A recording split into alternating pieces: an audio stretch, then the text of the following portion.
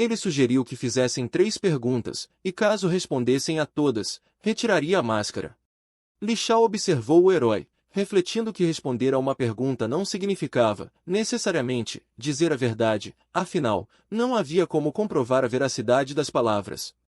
Não sabia quais eram as reais intenções do mascarado, mas, certamente, aquilo não os colocava em desvantagem. Assim, assentiu em direção à garota. Jin-Hook ergueu o polegar em sinal de aprovação. Melina lançou algumas moedas ao ar e começou a pegá-las de volta com destreza. Sorrindo, propôs decidir no cara ou coroa quem faria a primeira pergunta, escolhendo Oberous. Com o auxílio da magia, um símbolo de Oberous se manifestou. Ela apanhou a moeda e declarou que seriam os primeiros. O herói percebeu um traço quase imperceptível de magia. Moeda de Calígula. Escolha um alvo e infunda magia na moeda por 5 minutos, e será possível influenciar a mente do oponente. Melina ponderou. Decidiu que, se perguntasse algo direto ao herói, dificilmente obteria uma resposta sincera. Então sorriu e perguntou se algum de seus companheiros estava ali. O herói notou que se tratava de uma pergunta prática. Olhou para o casal e respondeu que viera sozinho. Em seguida, afirmou que agora era a vez dele perguntar. Disse que estavam caçando o chefe e questionou por que apenas observavam, sem agir. Ficava claro que ele estava em combate. Melina sorriu e explicou que aguardavam o momento certo para entrar no templo. Aquele lugar tinha uma reputação sinistra, e a cautela era necessária. Mais uma vez, girou a moeda entre os dedos e perguntou por que o homem mascarado havia vindo à torre. O herói mexeu nas brasas da fogueira e refletiu, mesmo que os interesses coincidissem, ela tentava atraí-lo para o lado deles. Respondeu que nem ele próprio sabia exatamente o que queria. Perguntou, então, se, caso dissesse quais eram suas exigências, eles seriam capazes de cumpri-las. Melina continuou brincando com a moeda e concordou, desde que os interesses fossem compatíveis, afinal, eles eram capazes de muito. Li Shao sorriu. Jin-Hook inclinou-se para a frente e disse que aquela seria a última pergunta. Se a respondessem, ele retiraria a máscara. A garota perguntou o que o herói desejava saber dessa vez. Jin-Hook encarou o fogo e declarou qual era a última coisa que realmente lhe interessava. Apontou um graveto na direção do casal e perguntou se a associação principal realmente acreditava que apenas os dois seriam suficientes para enfrentá-lo. Melina sorriu, como se tudo estivesse ocorrendo exatamente como previra. Eles se levantaram. Ela disse que ele já conhecia suas verdadeiras intenções e que, por outro lado, eles haviam testemunhado com os próprios olhos o quão forte ele era, afinal, ele havia enfrentado Avalokiteshvara sozinho. O herói permaneceu sentado. Perguntaram se ele ainda estava excessivamente exausto. Ficará claro para eles que ele se encontrava muito debilitado. Ela ergueu a mão e afirmou que 2 seriam suficientes. Em seguida, apontou para o herói uma moeda saturada de magia. Eles se entreolharam em silêncio. Melina encarou a moeda, surpresa, e perguntou por que ela não havia funcionado. Li Shao questionou o que a garota estava fazendo. O herói pegou a tigela de camarões e disse, com calma, que a moeda de Calígula estava funcionando perfeitamente. Uma escama roxa surgiu atrás do casal. O herói explicou que ela simplesmente não podia ser usada naquele momento. O julgamento de Anubis havia sido ativado, reduzindo todos os atributos em 50% e bloqueando as habilidades por 1 minuto. Li Shao gritou que haviam sido descobertos e exigiu que a garota ativasse a habilidade. Melina respondeu, desesperada, que nenhuma técnica estava funcionando. Jinyak colocou a tigela sobre o altar, comentando que o casal parecia completamente perdido. O sistema anunciou que os deuses do templo haviam ficado satisfeitos com a oferenda. Em seguida, ofereceu a seleção de alvos para conduzir o tribunal de Anubis. O pilar com o rosto furioso brilhou em azul. Um grande comandante foi escolhido pelo inimigo. O segundo pilar brilhou em vermelho. O comandante do pós-vida foi escolhido pelo inimigo. Melina e Li Shao encararam, horrorizados, as 2 estátuas de pedra das quais jamais haviam ouvido falar. Guardiões da Terra, o grande comandante e o comandante do pós-vida, avançavam lentamente em direção ao casal. Li Shao lembrou-se do sacrifício dos camarões, e naquele instante, compreendeu, aquilo havia despertado os pilares. Não se tratava de uma simples refeição. O herói desabou ao lado da fogueira, dizendo que estava exausto demais. Decidiu que não era prudente agir de forma precipitada. De qualquer maneira, não haveria como fugir. O comandante do pós-vida ativou um bloqueio de saída. Uma barreira de totens flamejantes selou todo o espaço. Li Shao decolou e se aproximou do herói caído, dizendo que, se ele morresse, tudo desapareceria. Jin Yak ordenou que ele não se movesse. Uma mão colossal pairou sobre o homem. O grande comandante executou um aviso. O pilar azul se chocou contra o chão. Com os óculos quebrados e coberto de sangue, Li Shao ficou esmagado sob uma pata de pedra. O pilar golpeou o solo novamente. A moeda caiu e rolou pelo chão. Melina apertou as mãos contra o peito, percebendo que precisava fugir antes que fosse tarde demais. O comandante ergueu o braço para desferir outro golpe, mas o herói ordenou que parasse.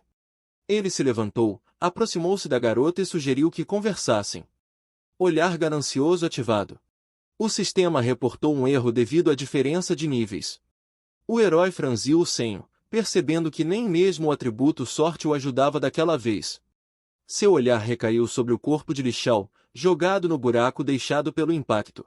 Jin Yak comentou que esperava que, desta vez, a garota respondesse as perguntas com mais sinceridade. Melina perguntou no que o herói estava interessado. Ele disse que ouvirá muito sobre os mais, mas não conseguia compreender suas motivações. Se eles não escalassem a torre, toda a humanidade desapareceria, então por que estavam atrapalhando os jogadores? Melina começou a responder, mas alguém a interrompeu. Li Shao, coberto de sangue, rastejou para fora da cratera e gritou para que ela fechasse a boca e não dissesse nada.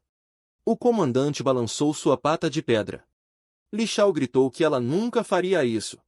Melina olhou para o amigo, horrorizada. A pata ergueu-se novamente, agora manchada de sangue.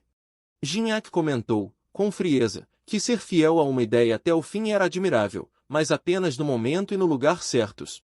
Melina virou-se, tomada pelo medo. Jin Yak declarou que não deixava vivos aqueles que tentavam tirar sua vida, a menos que ela lhe desse informações. Nesse caso, ele a pouparia.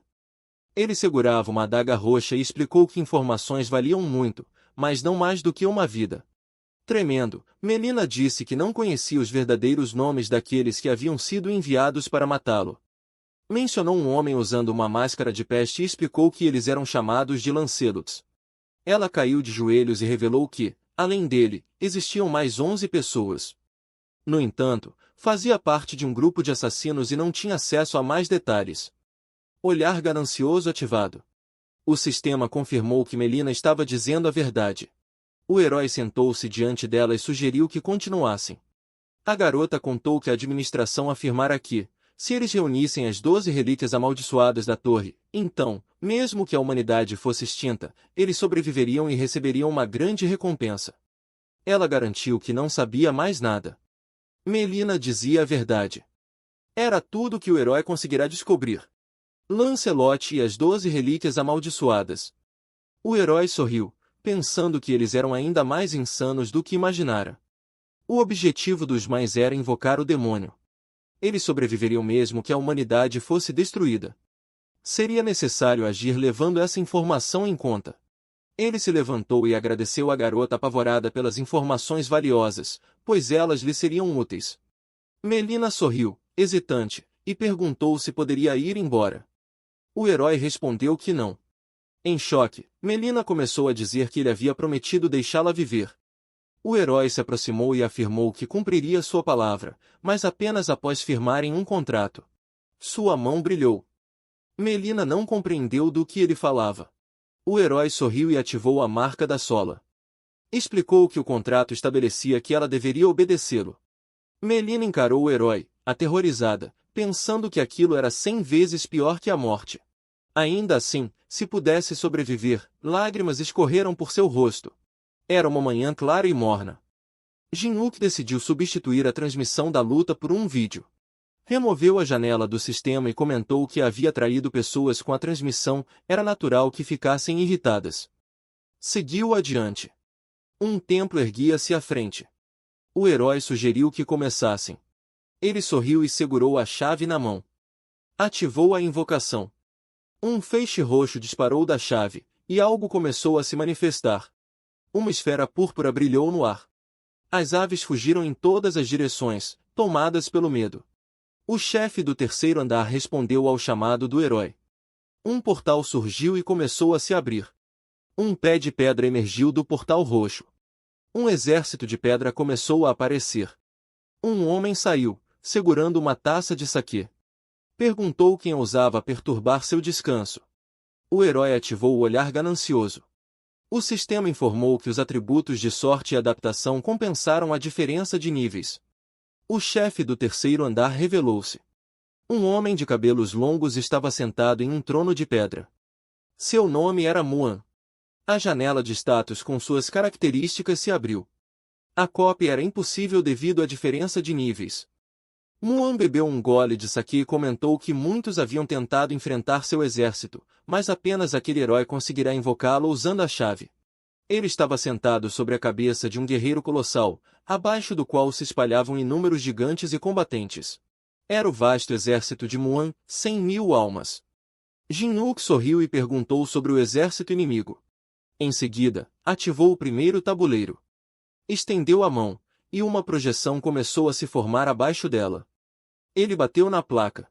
O sistema informou. O primeiro tabuleiro foi aberto. Um enorme campo de xadrez se expandiu sob seus pés. 2.851 peças mágicas de xadrez responderam ao chamado. Uma fileira de peões surgiu à frente do herói. Muan sorriu e comentou que aquela era uma ideia interessante. Com esse método, alguém poderia substituir um exército inteiro. Questionou, porém, o que algo tão pequeno poderia fazer. Jin-Wook sorriu e respondeu que ainda não havia terminado. Ele usou pílulas de fortalecimento nas peças de xadrez. Os peões se transformaram em cavaleiros. Os olhos dos cavaleiros passaram a exalar um brilho azul. Muan soltou uma risada, claramente interessado. Bateu o pé no chão e admitiu que o herói era diferente de todos os que haviam vindo antes. Um enorme exército de xadrez se formava ao redor de Jin-Wook. Um homem esculpia peças de xadrez em pedra. O velho se virou e pediu a Yuri que preparasse mais algumas.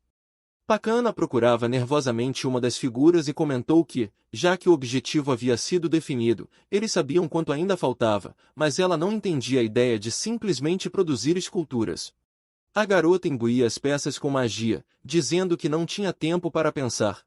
Virou-se, exausta, e afirmou que já haviam produzido mais de 2.000. Se Jin-Wook não ficasse satisfeito, tudo estaria perdido. Ela pegou a peça do bispo e comentou, com resignação, que ao menos isso servia para algo. Olhou para a caixa cheia de peças e disse que era uma vantagem estarem do lado dele. Jin-Wook sorriu e comentou que, já que fora reconhecido, tocou na peça e disse que ouvia reconhecimento de alguém que apenas se escondia no terceiro andar, protegido por servos, não passava de bravata. Ele montou em seu cavalo, empunhando a lança, e declarou que não se importava em ser indelicado.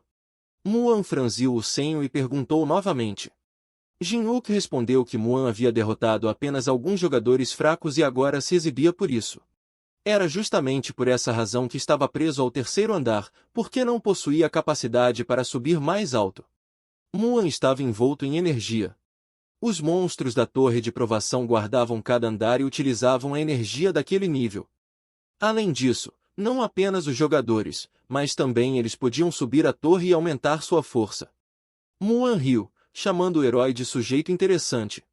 Perguntou se ele realmente acreditava que não podia passar do quarto andar por falta de poder. O herói respondeu calmamente que sim, porque Muan estava vinculado ao terceiro andar. Muan se levantou, sorrindo, e disse que o herói podia pensar o que quisesse. Acrescentou que parecia que o plano dele era provocar deliberadamente o oponente. De repente, sua expressão se tornou feroz. Ele declarou que a diferença no tamanho dos exércitos e no nível de tática era evidente, e que era simplesmente impossível vencer apenas com a força de um herói. Primeiro Batalhão. Os guerreiros de pedra ergueram seus escudos, abaixaram as lanças e avançaram. O herói observou os inimigos se aproximando e calculou que havia cerca de 1.000 estátuas na vanguarda. Percebeu que o inimigo queria testar sua reação. Ele ergueu a lança. Habilidade do primeiro tabuleiro ativada. O ataque e a defesa das peças de xadrez no campo aumentaram em 30%. Os guerreiros de xadrez irradiavam energia. O herói traçou o diagrama da batalha iminente. Ordenou que os peões da linha externa avançassem 3 passos e que o primeiro destacamento se preparasse para a defesa.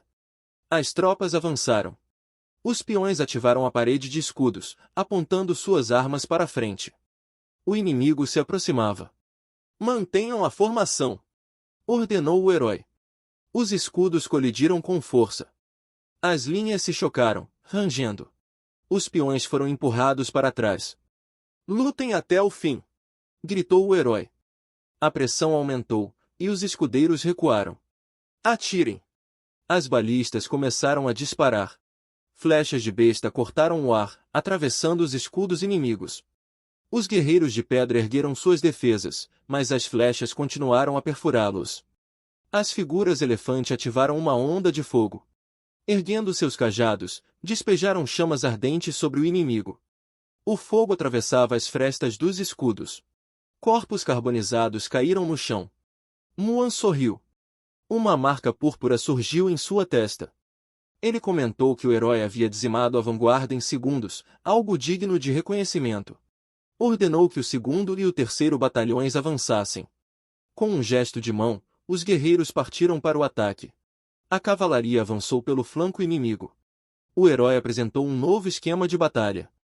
A cavalaria ativou a formação de cunha, aumentando o dano em 200%. O herói avançou na linha de frente. Rompam a formação, mais rápido que um relâmpago. Eles investiram, contornando o inimigo e atacando pela retaguarda do flanco.